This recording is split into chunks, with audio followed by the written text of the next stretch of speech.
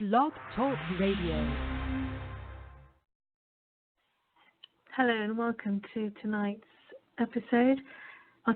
My co-host Andy is on holiday, so what I'll do is I'll play two of his poems that he's just written, and he's done a recording of it, so I'll play that in a moment. I've just wanted to talk about my ebook collaboration. Looks like I've still got that slight hay fever. So I want to talk about this book collaboration that I did, and it's to do with a combination of things that I've done in the past. So that's poetry, recipes that I know that I use, and also my photography as well. And it's a combination using my computer technological skills. And it just came out because one day a childhood friend and we went for a coffee with an artist friend, and I said, let's do an ebook. And that's how it started about a year and a half ago. And I've been thinking of putting in recipes that I like and that I always use. And those recipes are a basis of what I do with when I cook, and it's usually very simple and not doesn't take that long either. Now I'm just going to play the first recording that Andy did, and it's very good, I must admit. So I'm going to play it now. Unexpected change weather. They're flowing in the breeze. The gate behind us must have tended open. As a final learning curve after we pass through it, beckoning us to come back to it, try and shut it again. Digging away in the air to another world we've just left behind, quivering on the other side of the river to now and then, breasting the horizons with a sudden change in weather. Lapping an autopilot all the way to the next field. Our feet covered in ice, laced in leaves, legs in ash-coloured shadows. Mid stride, running back, a soft trot in our car. Dissecting emotions left out for eulogy, through another field, then another. Implanting silent notes of music over your calm winter like magic, as the snow signals the end of autumn, all the way home. That was a really, really good reading of poetry. It reminds me of those poets, and he's a performing poet on the poetry scene, and it reminds me of someone actually on stage reading out a poem that's like an award-winning one. And that's how I see Andy. He's a very, very good poet, very talented, and his songwriting is really good as well. So if you get a chance, do listen to the songs that he writes, and I think it would be on his website, which may be bandcamp.co.uk. But I think if you follow the link on my blog, and he actually recorded last week's episode, you may be able to see the other work that he does on his website, and also check out his songwriting songs as well. Now he also sent me another recording, and it's I think it's called Hillside.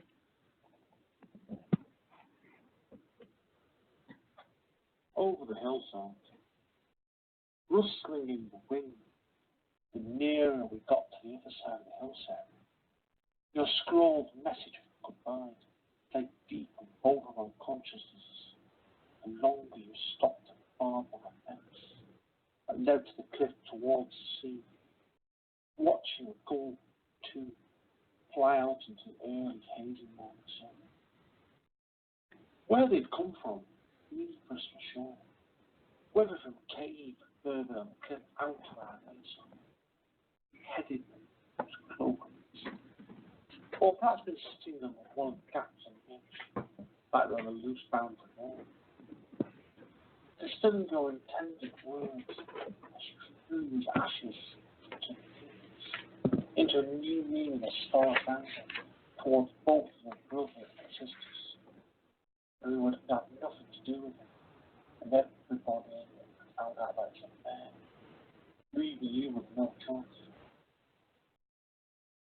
No choice in the early morning light, right up to when the goals flew straight up, after you scattered his ashes, like a dead clump to the edge. Their cries carried both earth went to next to begin. Another brilliant performance poetry there, and I think he's got the actual real gist of knowing how to. Sorry, I've still got this hay fever stroke. It's like a cold. Rustling in the wind, the nearer we got to the other side of the hillside, your scrawled message of goodbye played deep. I didn't stop the recording, so it went back to the beginning and started again. I just quickly got my literaryspot.com poetry booklet that I did in 2007 to 2009, and I've been uploading the poetry to my blog, but I've just been so busy doing so many events over the past month or so that I haven't had a chance to upload any of the poetry there. So I'm going to read one out, and it's called Buckets in My Dreams by Gregory Collins from the USA. Don't look back. Something might be gaining on you. Satchel Paige. I played catch in my backyard with Robert Frost last night, discussing poetry and topics ranging from psychology to human rights, from the flute holes in thunder to the heart's flag at sunset beside a cup full of cricket songs, reading at least a dozen foreign newspapers together because of my expressed love of alcohol. And the night drank from my eyes as the stars ripped my reflection from the mirror. They want to be there, like buckets of laughter, poured onto a fire made of words, and some of his strange requests, Robert Frost beneath the moon, were the struggle of this poor poet, my dreams needing a saviour, like the rug below an army of grinning graves. The clouds a living room for the dead, as the rain in the windows of my soul are like buckets of water in old books made out of leaves of gold. A breeze perhaps just out of my memory's reach, because whoever can rip this poem in half and not even flinch knows the angels are like the last stick of gum. That's also a nice poem. Now, I got that poem in about 2007, and it still sounds fresh to me today in September 2019. So it just goes to show that poetry is timeless, and you can read a poem by Blake and Wordsworth, who lived in the 18th century, and the poetry still sounds really fresh and modern. I'm going to read out another poem, and it's by Max Reef. He wrote quite a few poems on poemhunter.com, and it's under the name MAX-REIF. Until the sacred is restored, until the world is born anew from the silent center every time I open these eyes, until the noise is all filtered out, until we walk and move tall again like gods, and the living spirit throbs in every cell, until every word we speak partakes innocently of the word that began everything, until even in mundane life the tongue is only a medium for a heart to speak with a heart, and the eyes are clean with a sun of seeing. Until then, I'm only an amnesiac trying to remember.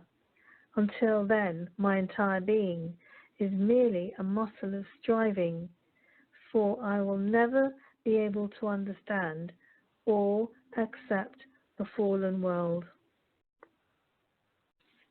That's another good poem.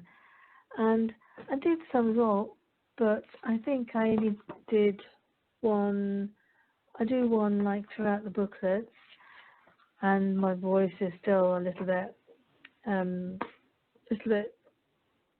rusty because of the hay fever, and it's now autumn, but I've still got the hay fever, the remnants of it.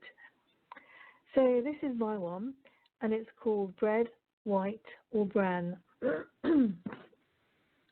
Bran, whole wheat, brown, white, medium, toasted, grilled, just sunflower delish, with rhubarb, screaming for custard. But bread is not the place, nor the time it takes to make custard, forever waiting, and making the simpering just so. Maple syrup, the add-on, and saves more than time, sweet and sweeter tooth, slurps in no time. I've only now awoken to life. And that was my poem in the November 2007 issue of my literary and poetry booklet. I will still be scanning and uploading some of these poems and continuing to do that on my blog, but that's when I've got the time to do that, because I'm doing quite a few events and they've just taken over my time at the moment, and also this ebook, and trying to upload it to Amazon is really difficult. So that's what I've been trying to do. I've just heard from the studio voice that I've got 90 seconds. So again, it's good night for me, and you will be hearing from Andy N in the studio next week around about this time. So I'll say good night, and I hope you have a nice week, and keep tuning in. Thank you. Good night.